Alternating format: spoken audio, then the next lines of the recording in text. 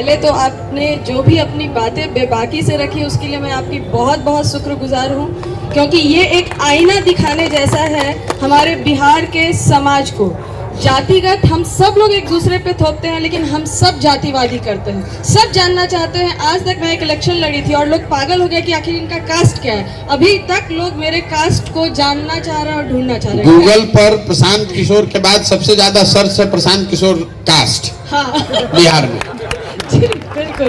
तो प्रशांत किशोर की वाइफ और प्रशांत किशोर का कास्ट। बिहार में चाहे महिलाएं कितनी भी पढ़ी लिखी हो, कितनी भी वेल एजुकेटेड हो, लेकिन अगर वो पॉलिटिक्स में इंटरेस्टेड है तो पहले तो लोगों को लगता है कि पता नहीं कहाँ से आई हैं, उनका कैरेक्टर, उनका फैमिली बैकग्राउंड फलांग ढिलांग।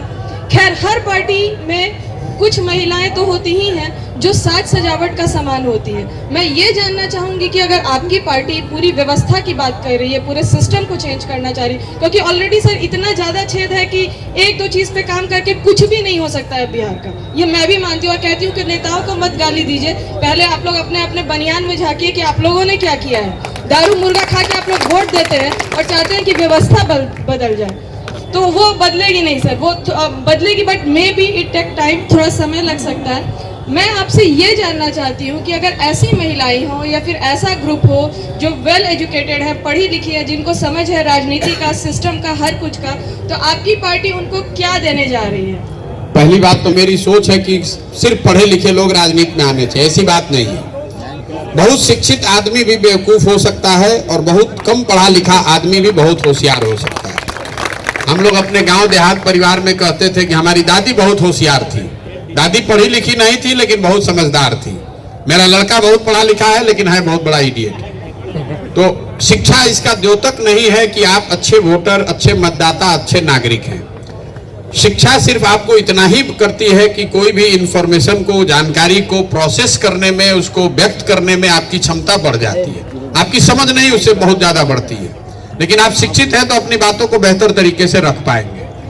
लेकिन हमारे पास इस व्यवस्था में कोई ऐसा रिजर्वेशन का सिस्टम है नहीं। अब तो देश में ही आपके लिए अच्छा हो गया, लागू हो गया आरक्षण, तो कम से कम 1/3 तो महिलाएं लड़ेंगी ही लड़ेंगी। तो ऐसे लोगों को ढूंढना ही पड़ेगा। लेकिन इसका एक जो दूसरा साइड है, आपने देखा होगा पंचायत में 50% महिलाओं की सीट रिजर्व है, लेकिन उसका असर महिलाओं के व्यवस्था पर नहीं पड़ा, उनका एम्पावरमेंट नहीं हुआ। उसमें कहीं ना कहीं महिलाओं का अपना भी दोष है। जैसे जिसको आप बनियान में झांकने के लिए कह रहे हैं, तो महिलाओं को भी अपने अंदर झांक कर देखने की जरूरत है। मुखिया बन गए, राजनीति कर रहे हैं, लेकिन सामने कोई आता है कहता है ना हमारा बेटा है यही करेगा अब आगे।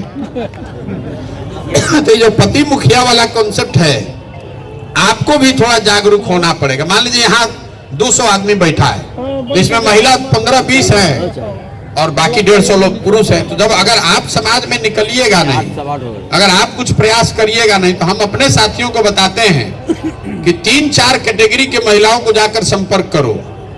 एक, जो लोग यहाँ पर डॉक्टर हैं, क्योंकि वो घर से बाहर निकल गई हैं, समाज को रोज डील कर रही हैं। जो वकील हैं, जो शिक्षिका हैं, या जो समाज सेविका हैं, कम से कम इन 4 कैटेगरी की महिलाओं को निकालो, क्योंकि ये घर का चौखट से बाहर निकलकर इन्होंने एक अपनी पहचान थोड़ी बहुत कम या ज्यादा बनाई है।